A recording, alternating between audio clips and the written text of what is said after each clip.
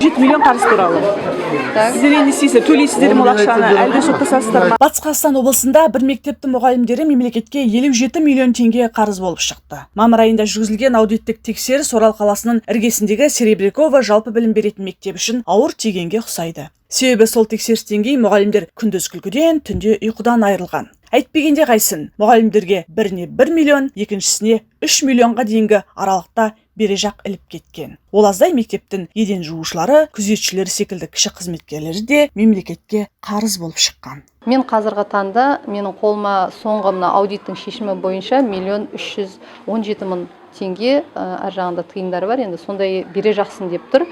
Жоқ, мен бұны деген жаңағы келіспеймін. Төлемеймін, мысалы өз басым. Біздер жалпы ұжым болып 76 адамға осы қарыз салып отыр ғой, біздер келіспейміз, төлемейміз деп отырмыз.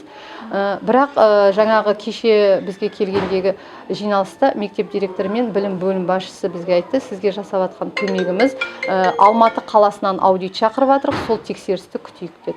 Енді біздер сол тексерісті күтіп отырық, бір жұма уақыттың ішінде бітіріп береміз деді. Алла қосса, содан кейінгі ары қарай мысалы кері сотқа береміз бе, енді оны ұжым болып біздер бәріміз бірге әрекеттенеміз. Мамыр айында осы 23 жылдың бізге аудиттің шешімі деп 2 миллион 800 деген маған бережақсыз үкіметке деп хабарлама естідік. Жайсыз хабарлама болды әрине. Себебі біз жалпатын ай сайын аламыз ғой, артық ақша түскенін байқаған жоқпыз. Енді ол не үшін дегенде бізге ай сайын бізде ала қалғанда біздің бухгалтерден барып ашын сұраймыз, расчетты естіп сұраймыз ғой енді. Соны сұрағанда бізге дейтін қолға жазып береді жалпатымызды. Бұлай нақты электронный ешқандай шығарып бермейтін еді ғой. Ол ақшаны мен нақты өз басым төлей алмаймын, себебі өзімде 4 балам бар, кредит бар, оны төлейтін жағдайым жоқ. Алсам екен бір жөн, ол маған білінген жоқ, арта ақша болып келген. Мұғалімдер қазір сабақ берудің орнына тергеушінің есігін тоздырып жүр. Себебі заңсыз алынды деген 57 миллион үшін экономикалық тергеу департаменті қылмыстық іс ашқан. Қазір тергеу жүріп жатыр. Мұғалімдер мектептегі жағдай жақсы емес, күнде соғысқа келгенде келеміз дейді. Өте қиын. Жұмысқа келгенде жаңағыдай стресс бізде. Жазғы демалысымыз шынымен өткен жоқ. Күн сайын жаңағыдай бізде не істейміз, қалай істейміз деп, жаңағыдай некеде шақырды, тергеуге де. Енді жаңа директорымыз барынша қолдау көрсетіп жатыр. Бірақ ол кісінің қолынан не келеді енді?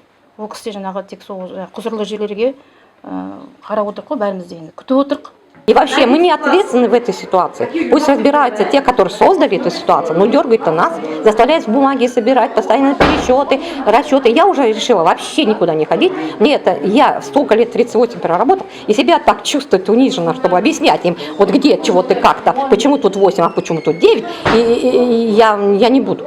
Ал білім басқармасы болса, мұғалімдер ақшаны заңсыз алды дейді. Енді осы жерде мұғалімге ол ақшаны кім заңсыз аударды деген сұрақ туындайды.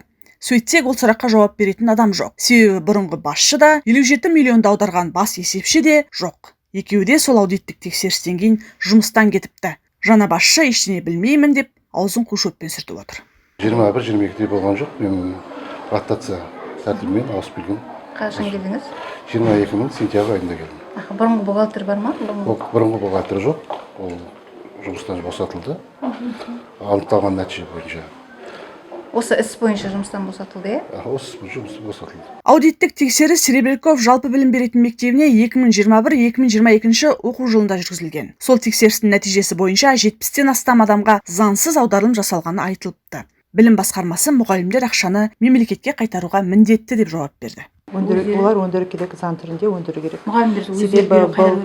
Қазір енді мемлекеттік аудит болды, оның қорытындысы қолымызда бар. Сол қорытындысы бойынша қолдарына уведомление бердік.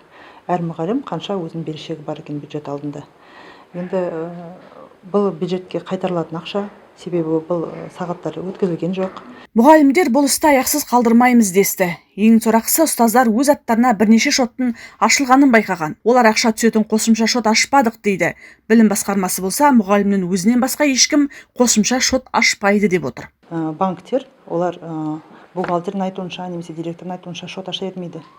Әр жеке тұлға өзінің ЭЦП арқылы немесе өзінің жеке қол қойып құжаттарына заявлениесіне қолын қояды, документтерін құжаттарын тапсырады, тек сол арқылы тек сонда счет ашылады. Бухгалтер счет аша алмайды. Мұғалімдер бұл қарызды қайтара алмайтындарын айтады. Өз отбасылары мен бала шағасынан ауыспайтын нәпақаға өмір сүріп жүрген мұғалімдер тәуелсіз аудит шақырыпты. Енді бар үміттері сол аудит қорытындысында. Жанат Көшкінбай, Батыр Жамилов, Жайық пресс ақпарат агенттігі.